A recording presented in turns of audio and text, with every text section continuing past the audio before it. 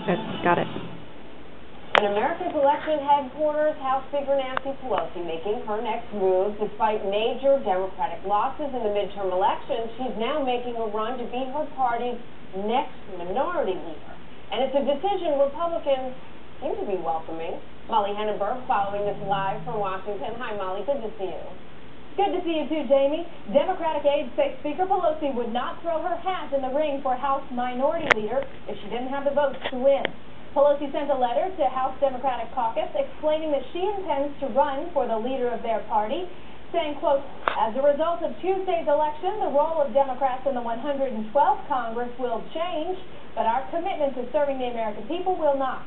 We have no intention of allowing our great achievements to be rolled back. Liberal Democrats are cheering Pelosi's decision. California Congresswoman Barbara Lee says Pelosi is the best person to lead Democrats, quote, through this very challenging period. And Congresswoman Erna Ashu says Democrats need Pelosi, quote, now more than ever.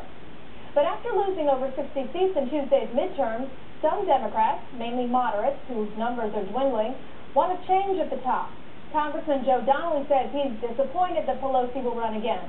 Congressman Larry Kissel is hoping the Speaker will change her mind and not run. And Congressman Dan Boren and Mike Ross have said they oppose Pelosi continuing as Speaker. Meanwhile, Republicans say they welcome Pelosi as House Minority Leader. They think it might help them in the next election.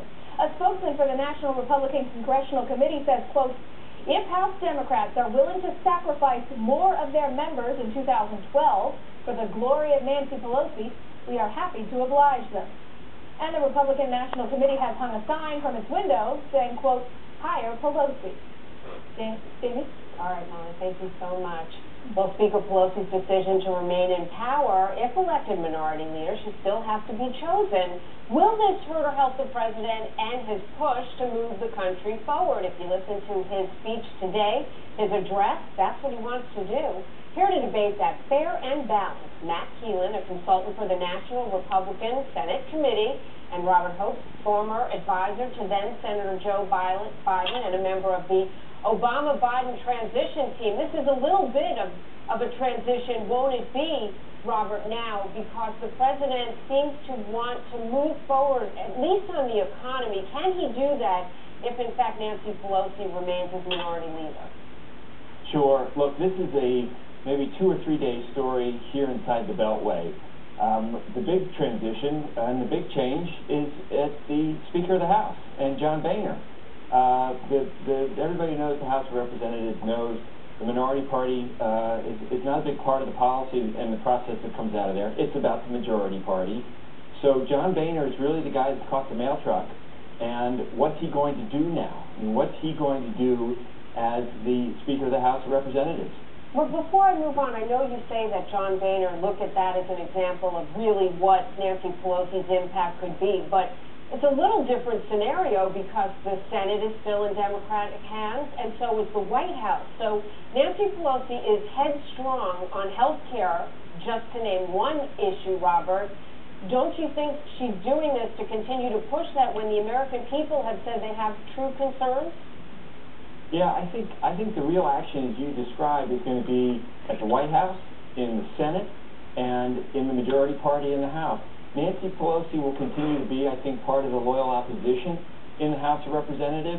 I think one of the reasons Republicans spent tens of millions of dollars running against her is because she was an effective Speaker of the House. She got a lot of legislation passed, but now it's the Republicans' turn in the House of Representatives. Matt, what will the Republicans do with Nancy Pelosi if she is chosen?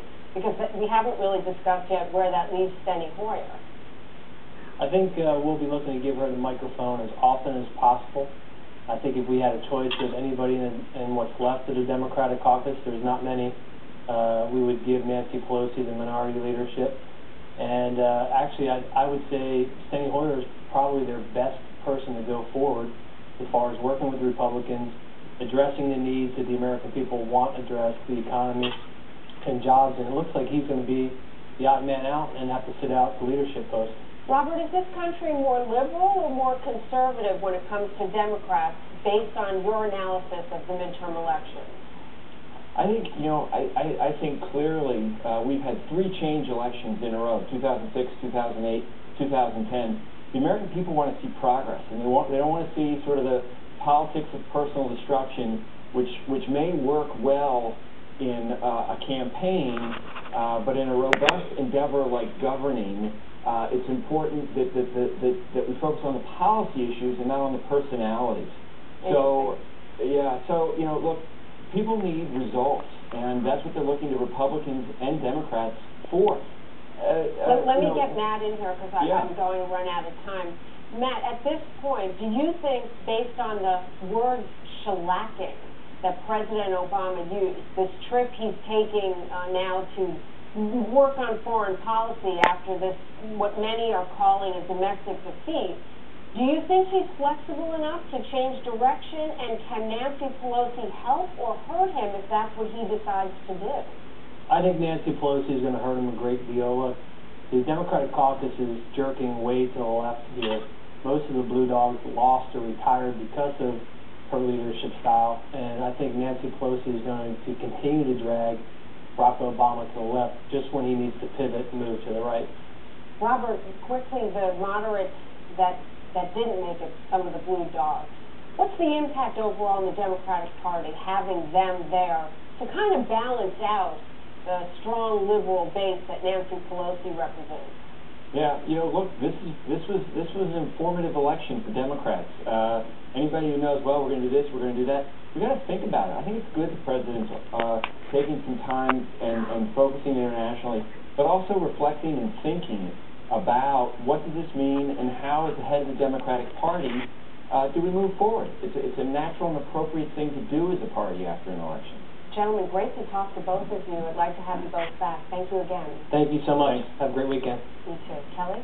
Well, now that midterm fever is over.